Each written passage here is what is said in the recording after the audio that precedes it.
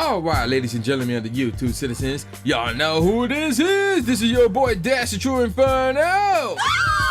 And for the third straight week in a row, I am reviewing another Amerie album. This one is called Because I Love It. Maybe I'm reviewing this one for the third time because, or reviewing an album of hers for the third time is because I love her. Yeah, there's no mystery behind that, dude. But anywho, let's get on with the info regarding this album. So this is her third studio album. It dropped May 11, 2007. So we're talking a little over 10 years. So it passed that requirement. Yes. So this was released under Columbia Records. And there was a lot of producers involved with this one. So we got Amerie herself, who was the executive producer. We got Bink, the Buchanans, Mike Karen, Chris and Drop, Brian Michael Cox, Destro, CeeLo Green, folks. Rich Harrison as expected, Core and Bellick, Lenny Nicholson, who was also executive producer, One Up, Corin Goodman, Curtis C. Note Richardson. So there you go. Those are all the producers involved here. So this album was recorded from 2005 to 2007. And here's a little bit of background info on this one. In the United States, the album was released exclusively through retailers such as Walmart and FYE before its physical release was officially made available on September 30th, 2008, by which point all future singles and promotion had been scrapped due to Amerie's departure from Columbia Records. As a result, the album failed to chart on the US Billboard 200, being Amerie's only studio album to do so. Nevertheless, the album was a moderate success in Europe and Japan and has been certified silver by the British Phonographic Industry, aka the BPI. So now we know what the BPI stands for. But anywho, so I'm aware of some of the background info regarding this album because it originally came out as a mixtape. So let's get on with this info. So the recording sessions for Because I Love It started in 2005. It was originally titled None of the Above and was scheduled for late 2006. However, plans was changed. I did not know that. The album was finished in early 2007. Amerie's first mixtape, Because I Love It Volume 1, was also released. Now, I do have that, or heard it rather. However, the album was not released in the United States until 2008, and Amerie was dropped from Columbia Records and Sony Urban Music due to low sales of Because I Love It and the low performance of its singles, and we get more of those 3 singles in a second. So this album is primarily an R&B album, also comprising of funk, soul, and hip-hop. There's some tracks on here that contains elements from 1980s music, and the album was exclusively produced by Amerie and her husband/manager Lenny Nicholson rather. And that's kind of disappointing to hear. But anywho, and I already talked about the producers involved here. Now, here's a little bit of info. Harrison did not produce the new tracks on the album. However, he produced the international edit bonus track and huge hit One Thing. Also, Amerie co-wrote all other tracks on the album. And because this album was the final album by Amerie to be released through Columbia Records and Sony Urban, also her first not to be released through Harrison's recording label, Witchcraft Records, it was also Amerie's final album to be released through Sony BMG Music Entertainment and Sony Music Entertainment before Amerie signed a recording contract with Universal Music Group's Def Jam Recordings and Island Records in 2008. So, before we get on to the tracks, let's look at those charts, Sarah. So it was 56 in Europe, 159th in French, 65th in Ireland, 13th in Japan, 38th in Scotland, 42nd in Switzerland, 17th in the UK album charts, and 4th in the UK R&B album charts. And it was silver out in the United Kingdom. So charts-wise and certification-wise, this was Amerie's worst album. Sorry to say, it was.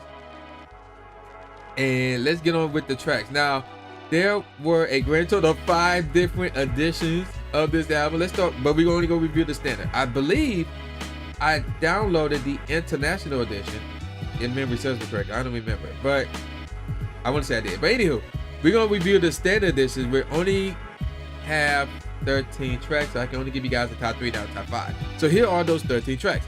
The first track is called Forecast, which is an intro, 1 minute and 10 seconds long. Even though she sings, but I'm gonna call it a skit, whatever. Second track is called Hate to Love You, all one word. The 2 is the number 2 and the U is the letter U. So Hate to Love You. Track number 3 is called Something Like It, followed by Make Me Believe. Next up is Take Control, which is one of the 3 singles. Gotta Work is the next song, and that's the second single actually. Track number 7 is called Crush, followed by Crazy Wonderful. Next up is That's What You Are, and actually Crush is the third. No, we're gonna get more on Crush in a second. Instead, That's What You Are was the third single. Track number 10 is called, again, the letter U and the letter R. Track number 10 is called When Loving You, the letter U, Was Easy. Track number 11 is called Paint Me Over, followed by Somebody Up There. And the last track on the standard edition is called All Roads. Now, the international edition consists of 2 bonus tracks. One of them is called One Thing, which was on her previous album. And of course, a brand new track called Losing You, again, the letter U. She must have a thing against the word U. I don't know, but anywho. Track number 6, the iTunes edition consisted of an extra bonus track. So I believe it had the international edition track, plus they added one more. Actually, the following 3 editions had the international edition track and added one more with the sense of the last edition, we added 2 tracks. But anywho, we got the iTunes Stores edition, which consists of a 16 track called Streets Alone. Or you could get the East Asian edition, where their 16 track is called Take Control featuring 7. Now, I believe this is piggybacking off of the East Asian edition, but there's a Japanese edition where they have a 17th track called Take Control Old Nick Mix. So that's in parentheses right there. So again, we only going to review the standard edition. So let's take a look at the single, Sari. So the first single is called Take Control, and let me double check if yes, that joint came out October 17, 2006.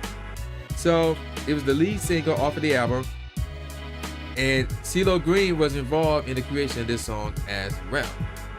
Now, there was a music video for this which dropped on the internet December 3rd, and it was released on TV in the United States on January 15th, 2007, and was selected as MTV Jam's Jam of the Week. So there you go with that. I had no clue this was a music video. So let's look at the charts, Sari.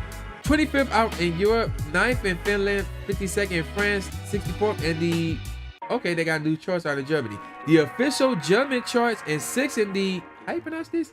The Dutsche, D-U-T-S-C-H-E, Black charts. 23rd in Ireland, 40th in New Zealand, 19th in Norway, 15th in Scotland, 50th in Slovakia, there we go, 67 out in Switzerland, 10th in the UK singles charts, 5th in the UK R&B charts, and 66 in the US hot R&B / hip hop songs charts. And by the end of the year, it was 143rd in the UK singles charts. And no certifications of any kind that I could see. No, none whatsoever. So let's move on to the second single, which is called Gotta Work. So this joint came out April 14th, 2007.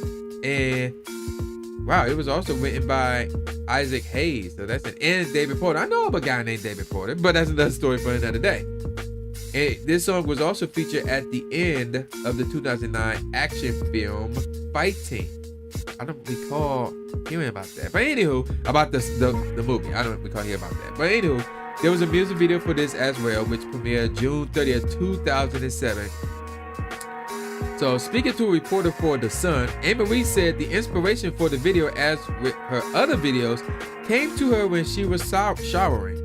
And I'm quoting here, "I think it's where all the creative energy flows, because at that moment you got nowhere to go.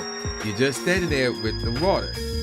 So there you go with that. So let's take a look at the charts. It was 6 out, oh god, that again, at the DUTSCHE Black charts, 69th in the European Hot 100 singles charts, 30th in the Irish singles charts. Oh my gosh, this one. 41st on the Luxembourgian airplay charts, 21st in the UK singles charts, and 6th in the UK R&B singles charts. So there you go with that. Now, like I said, there's a third single. Now, there's very little info on this third single. So here's what happened with this one. Crush was scheduled as the third single, but its release was canceled. A remix of Crush produced by Johnny Douglas was intended to be used for the radio version of the single.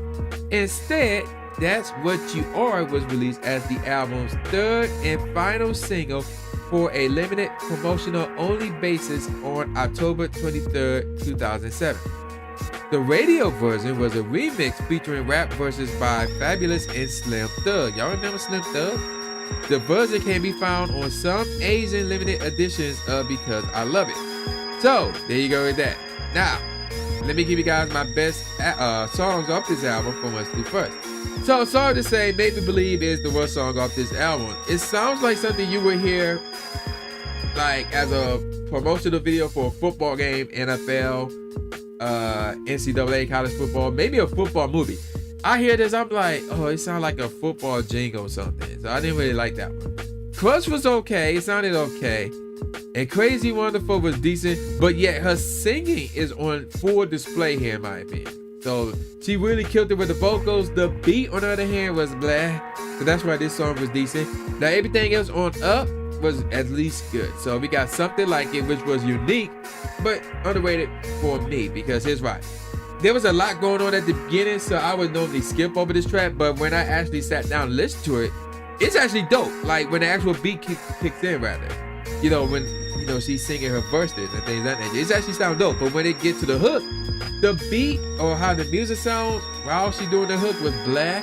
So it could have been so much better if it had the same consistency with the music. Like they were all over the place at the beginning. The hook was blah, but when she was singing her verses, I'm like, oh my gosh, this is actually really dope. Where was I at? Next up is Take Control. I really like this one. I also like Gotta Work as well. I really like that one as well. Also like Hate to Love You, excuse me. And next up is When Loving You Was Easy. I really like this one in all roles. Same with this one as well. Now, let me give you guys my top 3 off of this album. The best track off this album is Somebody Up There. This is a favorite of mine right here. I really, really like this one. This is really, really dope, and the beat is cool as heck. Somebody Up There, really like this one. Somewhat, well, it is mellowed out, but the next song is even more mellowed out, and that's the second best song off this album, Paint Me Over. That joint is really dope, man. I really like this one, though. It is really mellowed out, man. You can't help it but to just relax and chill while listening to the song. But without question, the best song off this album is That's What You Are. This is another favorite of mine, really dope, and the beat is sick. Now remember, I did a remix for All I Need. I wanted to do a remix for this one, but I never got around to do it because that beat was sick, dog. It is so easy. Like, I can do it anytime, real talk. So without question, That's What You Are is the best song off this album, with Paint Me Over in second. Then Somebody Up There takes the third place spot. And then of course there's a number of good honorable mentions here. So let's go to the professional ratings, Sari, and as soon as I can hit it out. Oh wow, they're really nice. All Music gave it 4.5 out of 5 stars. Evening Standard gave it 4 out of 4 stars. The Guardian gave it 4 out of 5 stars. NME gave it 7 out of 10. The Observer gave it a favorable review. Pitchfork gave it 7.3 out of 10. Stylist Magazine gave it a B. Time Out gave it 5 out of 5 stars. The Times gave it 4 out of 5 stars. And Vibe gave it favorable. So, with that out the way, what do I think about this album? Okay. Now, Amerie came out with a grand total of 4 albums. And I don't recall hearing, I have heard In Love and War. And I have to say that Because I Love It is her third best album. It's a toss-up as far as what's her best one between All I Have and Touch. Both of those were extremely good. Because I Love It is her third best album, but it was still a good album. So I'm gonna have to give this one a 3.75 out of 5. I recommend that you download it and keep it. And there's a lot of good songs here that I like That's What You Are, Paint Me Over, Somebody Up There, All Roads, When Loving You Was Easy, Hate to Love You, Gotta Work, Take Control, and an underrated track like Somebody Like It. None of those are like personal classics of mine, but there are a lot of favorites in here, but they don't compare to her first 2 albums, like the songs in her first 2 albums, where virtually every song of her first 2 albums was at least good. Here they had some hiccups here and there, but I still gotta give it 3.75 out of 5. It's still a good album. I recommend you download it and keep it. So with that out the way, this is going to be the last Amerie album I'll be reviewing for another 2 years until the 2019, November 2019, so maybe even 3 years, where I could review her 4th album, In Love and War. So with that out the way, y'all know who this is. This is your boy, the new Jay Gatsby, aka the new Stephen A. Smith, saying peace out, y'all, and I'll see y'all next time. Yeah.